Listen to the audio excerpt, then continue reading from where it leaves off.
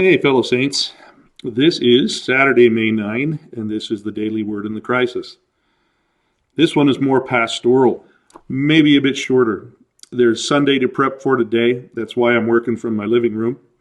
And there's been some needed time with family. So here we go.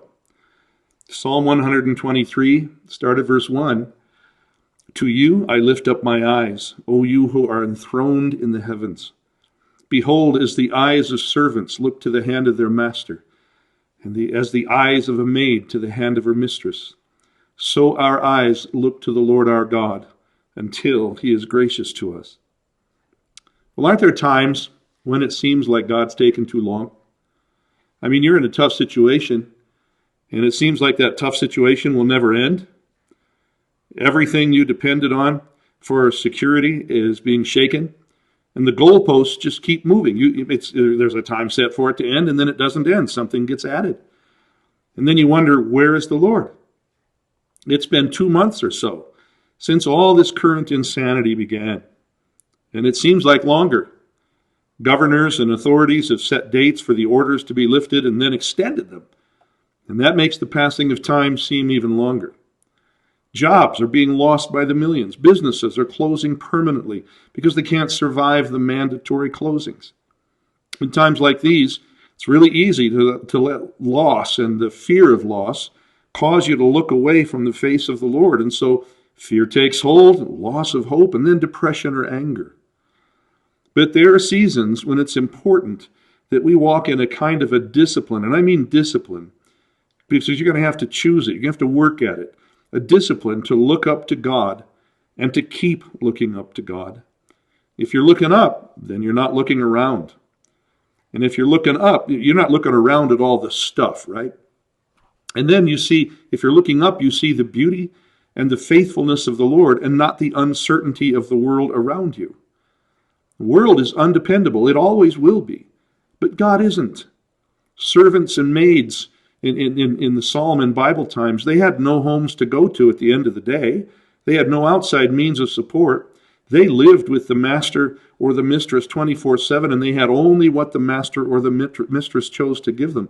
They lived in the household. They never left. They were entirely dependent on their masters and mistresses. And so it is with us. It's the same way in our relationship with Jesus, and especially in times like these. Now, I'm an old bodybuilder at the age of 68, been doing it for years. I understand firsthand how muscles only grow when there's resistance to push against. Right now, my gym is closed under the coronavirus restrictions, and I think I'm beginning to turn into a bucket of flab, but I'll get back to it because I know what it does for my old body. But just like pushing against resistance causes muscles to grow stronger, times like these, in which everything is uncertain, and when what we depended on in the past fades away, these times give us the kind of resistance that expands our capacity for faith and trust. We're stretched, we're challenged, we're made stronger because we were forced to look to God in deeper ways. The greater the looming disaster, the greater the growth it produces for those who choose to focus. Verse 3, be gracious to us, O Lord. Be gracious to us, for we are greatly filled with contempt. Isn't that an interesting word to put in there?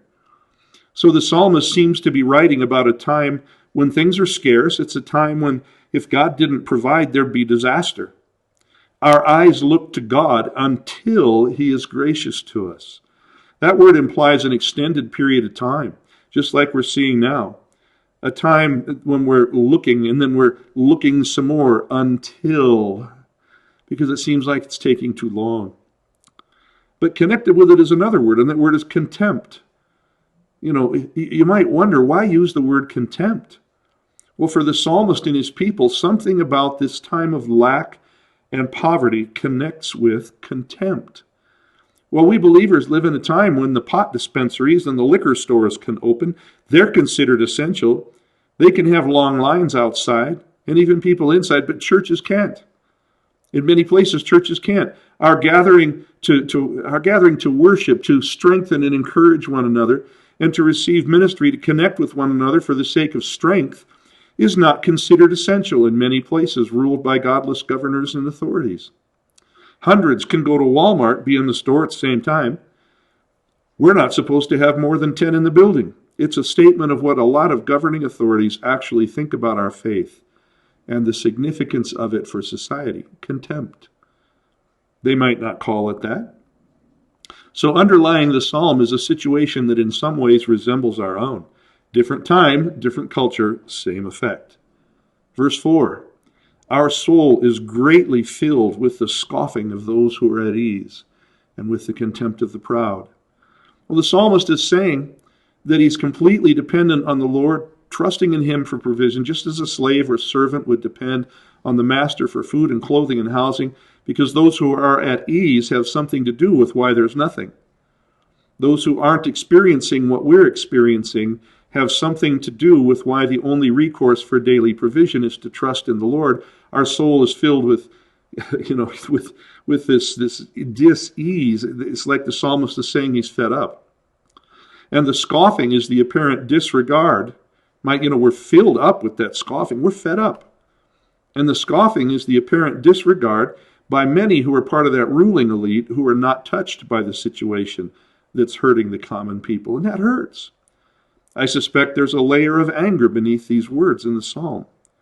We're being asked to believe that a ruling elite who live in multi-million-dollar mansions are really in touch with what we, the common people, face. Many of them are politicians who've made millions off of their careers, and they're handing down edicts that are supposed to protect us from a virus that the numbers show is no worse than a bad flu season. And it's destroying our economy. It's destroying lives. They're not touched by this. They're at ease, as the psalmist says.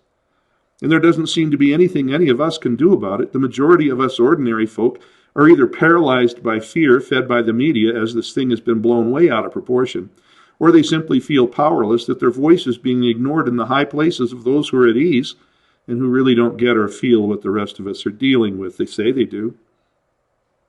In the face of all this, and in the face of the contempt of the proud and the scoffing or insensitivity to the needs of the people, the psalmist turns to God to trust him utterly.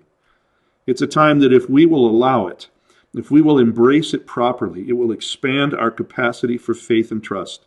It will make us stronger than we ever were before. God is faithful. He will provide. He has never let us down. He never, ever will. I'm almost afraid to tell you how much the Lord has blessed my wife and me and the people of our congregation through this crisis. We've looked past the fear. We've trusted him. The core of our tribe, I like that word, the core of our tribe have looked to him, and he's kept us perfectly. In fact, he's expanded our territory, and he's helped us to touch growing numbers of people. He's paid our bills. He's put food on our tables and on the tables of hundreds of people who've come to use our food bank that we've kept open during this difficult time. Our primary source of supply for the food bank closed under the coronavirus shutdown conditions, but we found new sources of supply and have been able to abundantly supply our food bank that feeds growing numbers of people in this crisis. We put some of our small groups during the week on hold. But otherwise, all of our ministries have continued uninterrupted, from counseling to intercession to evangelism and corporate worship. So back to verse 1. To you I lift up my eyes, O you who are enthroned in the heavens. Behold, as the eyes of servants look to the hand of their master, as the eyes of a maid to the hand of her mistress, so our eyes look to the Lord our God until he is gracious to us. Our God is faithful. He strengthens us in times like these. We individual people will come through this stronger in our connection with Jesus than before we entered it, and the bonds of our fellowship will deepen. Although a number of local churches may not survive this, those that remain will rise in power and in revival. They'll be strengthened and purified by the ordeal that we have faced together to make a difference in the world around us like we've never done before. God bless you all. Have a great Saturday. If we're made stronger in times like these, when stress drives us to the point of weakness in our striving to stand, how much stronger will we be when the pressure lifts? God bless you all. I will see, hopefully, some of you in church in the morning and online.